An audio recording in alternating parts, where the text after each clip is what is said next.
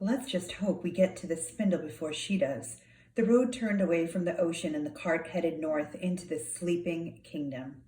It was a very hilly place surrounded by towering mountain ranges. It was a surprisingly dismal land, although the twins weren't sure what they had expected. All the fields were dry and all the trees were bare. Everything seemed like it hadn't been alive for a very long time. Why is everything dead? Connor asked. I don't think they're dead, Alex said. I think they're sleeping. Sleeping Beauty's castle was located in the center of a village called Sleepy Valley.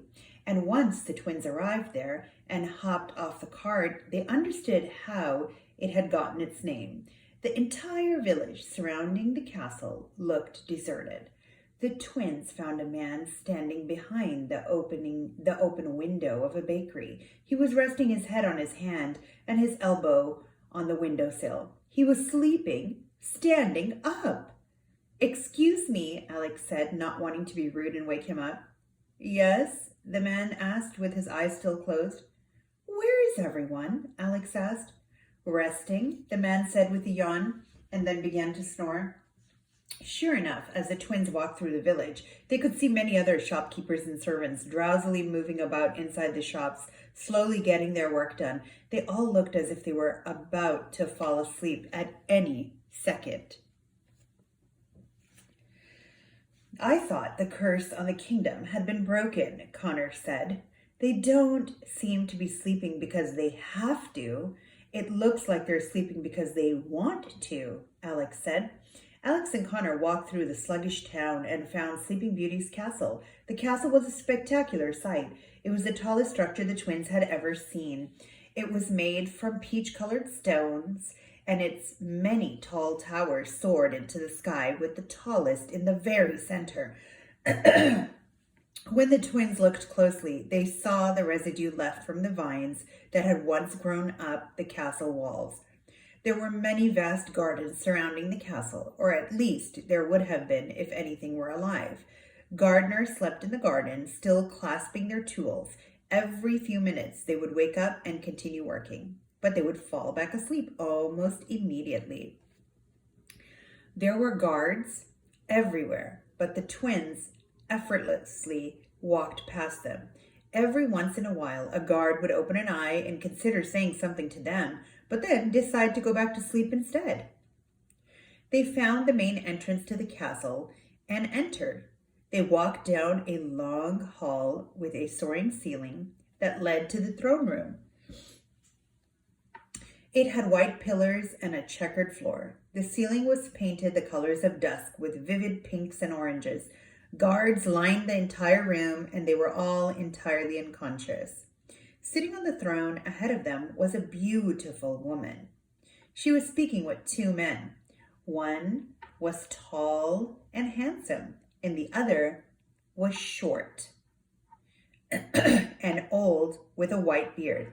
The woman wore a tiara made of silver flowers and had long, flowing golden hair. She wore a thin gown, a shade of pale rose, with matching gloves. The twins knew without a doubt that it was Sleeping Beauty. She was speaking with a royal advisor and her husband, King Chase. She looked troubled and in a state of deep contemplation. She was tired, too, like the twins' mother looked when there was a lot on her mind. Perhaps we should enforce a law.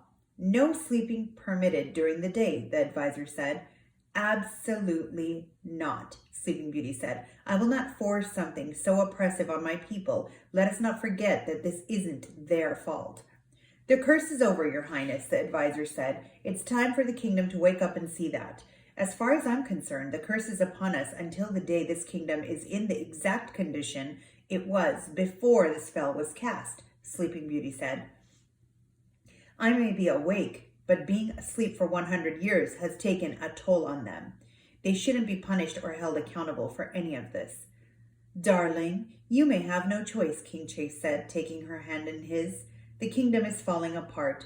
There are no crops being grown or business being done.